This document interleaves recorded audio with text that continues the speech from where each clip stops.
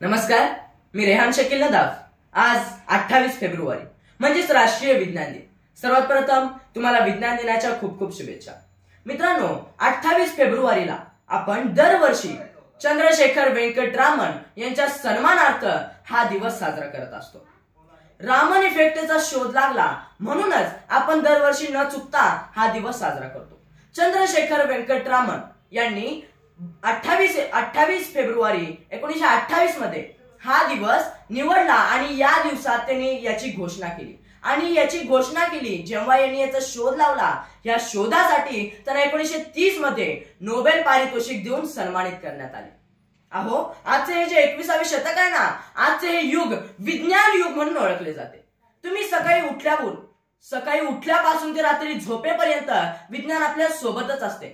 मग तो सकाळचा घड्याळाचा अलार्म असो किंवा मोबाईलचा अलार्म असो, विज्ञानाचा आपल्या जीवनात मोलाचा वाटा नक्कीच आहे। पण यामुळे आपली शरीर क्रियता कमी होत चालली आहे, आपण आळशी बनत चाललोय। विज्ञानाचा वापर आपण नक्कीच केला पाहिजे, पण तो मर्यादित करणं आवश्यक आहे। अहो, विज्ञान या शब्दाची मुळात फोडच अशी आहे, वि प्लस ज्ञान, एक विशेष ज्ञान, एक असं ज्ञान ज्या ज्ञानामध्ये अंधश्रद्धा नाही आहे पण श्रद्धा आहे, असं ज्ञान म्हणजे विज्ञान। अहो, आता काही जण म्हणतात की विज्ञानाचा आणि मानवाचा काय संबंध, तर लक्षपूर्वक ऐका की माणूस जेव्हा जन्मतो आणि जन्मल्यावर तो जेव्हा पहिल्यांदा श्वास घेतो ना, तो घेतलेला श्वास ऑक्सिजनचा असतो आणि माणूस मेल्यावर त्याला जो अग्नी दिला जातो आणि अग्नी दिल्यावर त्याची जी राहिलेली राख असते ना, ती सुद्धा कार्बनची असते। अहो, मी बोलतोय ते विज्ञान आहे, तुम्ही ऐकताय ते विज्ञान आहे, तुम्ही चालता ते विज्ञान आहे, तुम्ही धावता ते विज्ञान आहे, तुम्ही लिहिता ते विज्ञान आहे। अहो, सगळं विज्ञानच आहे।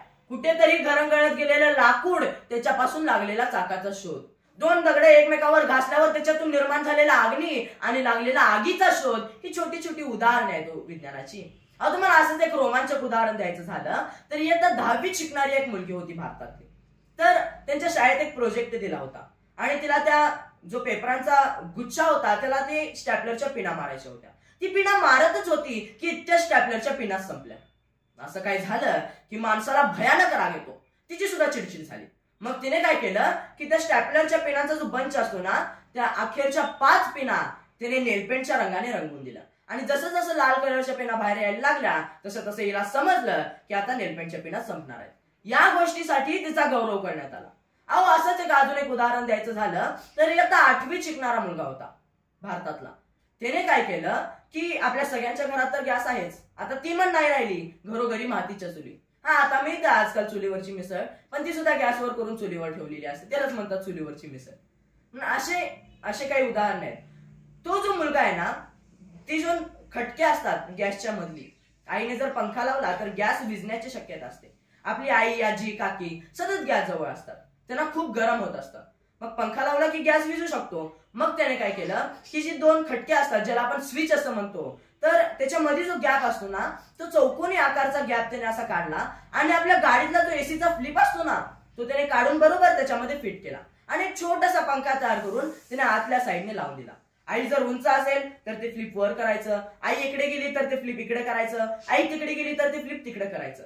ही बातमी जेव्हा एका कंपनीला गेली, त्याला लाखो रुपये देऊन केले, पण हा म्हणला मी विचाराधीन आहे। लाखो रुपये देऊ केले पण हा म्हटला की मी विचाराधीन आहे। अहो, मला थॉमस अल्वा एडिसन तर माहितीच आहे, त्यांनी कशाचा शोध लावला तर त्यांनी बल्बचा शोध लावला। त्यांच्याच लहानपणीचा एक किस्सा सांगायचा झाला तर त्यांना ऐकायचा थोडासा प्रॉब्लेम होता। त्या शिक्षकांना त्यांना शिकवून कंटाळा आला होता, कारण त्यांना ऐकण्याचा प्रॉब्लेम होता।